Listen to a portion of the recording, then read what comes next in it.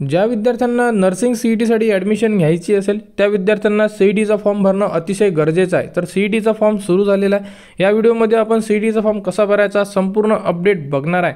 तर नर्सिंगबद्दल संपूर्ण अपडेट तुम्हाला आपल्या यूट्यूब चॅनलवर उपलब्ध करून देण्यात येणार आहे। त्यासाठी आपल्या चॅनलला सबस्क्राईब करून ठेवा। सर्वप्रथम साईटवर या। साईट तुम्हाला व्हिडिओच्या डिस्क्रिप्शनमध्ये दिलेली आहे। साईटवर आल्यानंतर बघू शकता अशा प्रकारे तुम्हाला संपूर्ण वेबसाईट दिसून पडेल। त्यानंतर राईट साईडला तुम्हाला बघू शकता भरपूर ऑप्शन आहे। त्यामध्ये आपल्याला सेकंड नंबरचा जो ऑप्शन आहे CET एक्झामिनेशन पोर्टल 2025-26 इथे आपल्याला क्लिक करायचं आहे। इथे क्लिक केल्यानंतर आपण आपलं रजिस्ट्रेशन करणार आणि फॉर्मसुद्धा फिल करणार आहे। तर ज्याही विद्यार्थ्यांना नर्सिंग करायचे असेल त्यांना CET देणं कंपल्सरी आहे।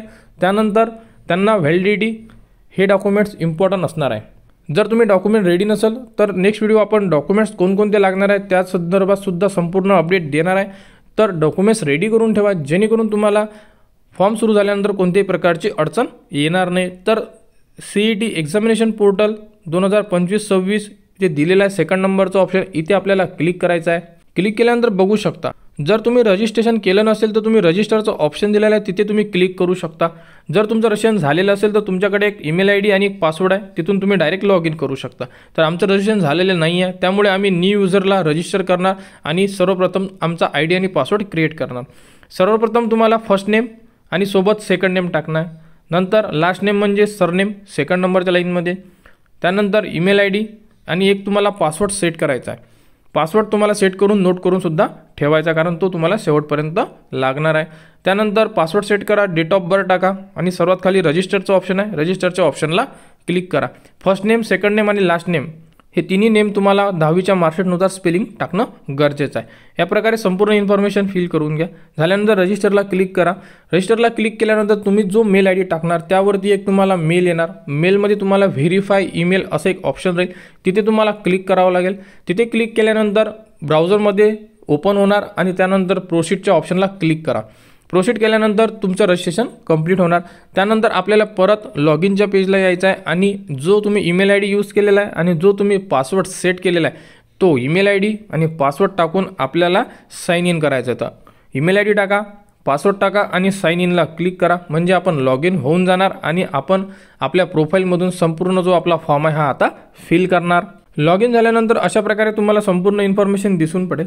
यामध्ये तुम्हाला संपूर्ण इन्फॉर्मेशन फिल करायची आहे। Father name, mother name, gender, religion Hindu Muslim जेही असेल, रिजन म्हणजे अर्बन, ग्रामीणमध्ये असेल तर तुम्ही रुरल करा आणि शहरी भागात असेल तर अर्बन करा। नंतर मदर टंग मराठी हिंदी जेही असेल तुमची, नॅशनॅलिटी इंडिया आणि फॅमिलीचं ॲन्युअल इन्कम। त्यानंतर मॅरिटल स्टेटस मॅरिड अनमॅरिड इथून तुम्हाला संपूर्ण इन्फॉर्मेशन फिल करायची आहे। आणि त्यानंतर ॲड्रेस वगैरे सुद्धा तुम्ही आधारवरचा टाकू शकता किंवा तुम्हाला जोही ॲड्रेस टाकायचा असेल तो ॲड्रेस तुम्ही टाकू शकता। यामध्ये जोही तुम्ही मोबाईल नंबर यूज करणार तो मोबाईल नंबर तुम्हाला प्रॉपर असणं गरजेचं आहे। डोमेसियल त्यानंतर अदर डिटेल्स बघा। डोमेसियल महाराष्ट्र यस करा, मायनॉरिटीला असेल तर यस करा अदरवाईज नो करा, डिसेबिलिटी हँडिकॅप असेल तर यस करा अदरवाईज नो करा। त्यानंतर SSC म्हणजे 10वीची इन्फॉर्मेशन फिल करायची आहे। तर इथे 10वी कोणत्या वर्षी पास आहे, 10वीला पर्सेंटेज किती आहे, कोणत्या बोर्डमधून पास आहे, CBSE आहे महाराष्ट्र बोर्ड आहे, त्यानंतर कोणत्या स्टेटमधून पास आहे म्हणजे महाराष्ट्र वगैरे जेही असेल तुमचं। त्यानंतर खाली तुम्हाला ऑप्शन दिलेलं आहे 12चं तर 12वी तुम्ही अपेरिंग आहे का, जे विद्यार्थी 12वी शिकत आहे इथे यस करा म्हणजे अपेरिंग आहे आणि जे पास झालेलं आहे त्यांनी तिथे नो करा। नो केल्यानंतर तुम्ही जशी आपण 10वीची इन्फॉर्मेशन ॲड केलेली आहे सेम टू सेम तुम्हाला 12वीची इन्फॉर्मेशन ॲड करायसाठी ऑप्शन उपलब्ध होणार आणि तुम्ही संपूर्ण इन्फॉर्मेशन फिल करू शकता। टाकलेली इन्फॉर्मेशन संपूर्ण जे इन्फॉर्मेशन तुम्ही फिल केलेली आहे चेक करा, बरोबर असेल तर तुम्ही सेव्हला क्लिक करू शकता। सेव्ह केल्यानंतर तुमची पार्ट 1 रजिस्ट्रेशन कंप्लीट होणार। पार्ट 1 रजिस्ट्रेशन झाल्यानंतर आता आपण डायरेक्ट CETचा फॉर्म भरू शकतो। तर मेन साईडला या, मेन साईडला आल्यानंतर बघू शकता प्रोफाईलमध्ये भरपूर ऑप्शन आहे। यामध्ये CET रजिस्ट्रेशनचा एक ऑप्शन दिला आहे 1 नंबरला, तिथे तुम्हाला क्लिक करायचं आहे। तिथे क्लिक केल्यानंतर यामध्ये संपूर्ण CETचे ऑप्शन दिलेले आहे। तर आपल्याला सर्वात लास्टमध्ये यायचं आहे। लास्टमध्ये आल्यानंतर मेडिकल एज्युकेशन दिलेलं आहे, तिथे UGच्या ऑप्शनमध्ये फर्स्ट ऑप्शन आहे nursing CET 2025 ANM JNM course, इथे आपल्याला क्लिक करायचं आहे।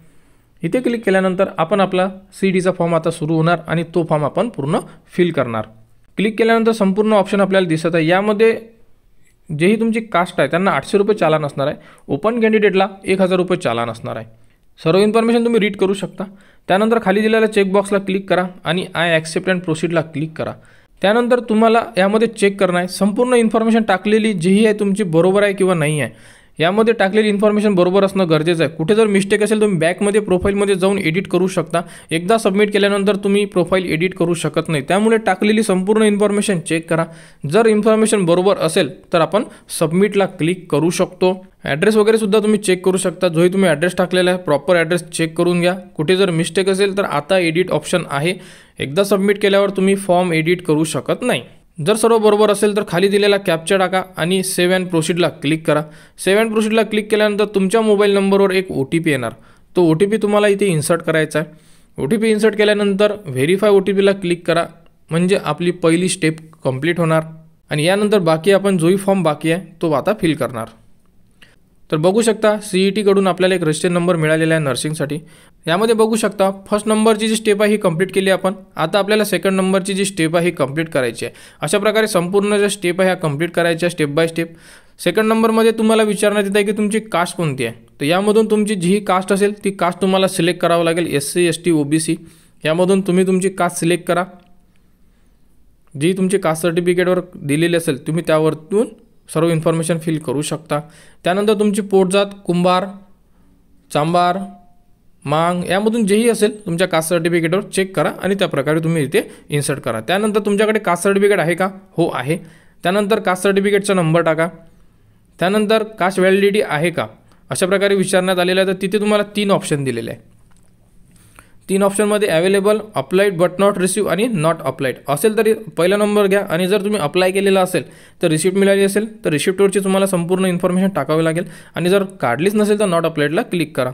सेम तसंच नॉन क्रिमिनलला सुद्धा 3 ऑप्शन आहे, यामधून तुम्ही कोणतेही ऑप्शन चूज करू शकता। अशा प्रकारे कास्टचं जे पेज आहे हे संपूर्ण फिल करून घ्या। कुठे जर काही चेंजेस असेल तर तुम्ही आता करू शकता। कास्ट सर्टिफिकेटवरून संपूर्ण इन्फॉर्मेशन चेक करा आणि त्याच प्रकारे तुम्ही इथे इन्फॉर्मेशन टाकू शकता। सर्वात खाली अनाथ आहात का असाल तर येस करा, अदरवाईज नो करा। अशा प्रकारे संपूर्ण इन्फॉर्मेशन फिल करा आणि सर्वात लास्टला तुम्हाला सेव्ह अँड प्रोसीडचं ऑप्शन दिलेलं आहे, तिथून तुम्हाला क्लिक करावं लागेल। त्यानंतर तुमची 10वी आणि 12वीची इन्फॉर्मेशन तुम्हाला दिसून पडेल।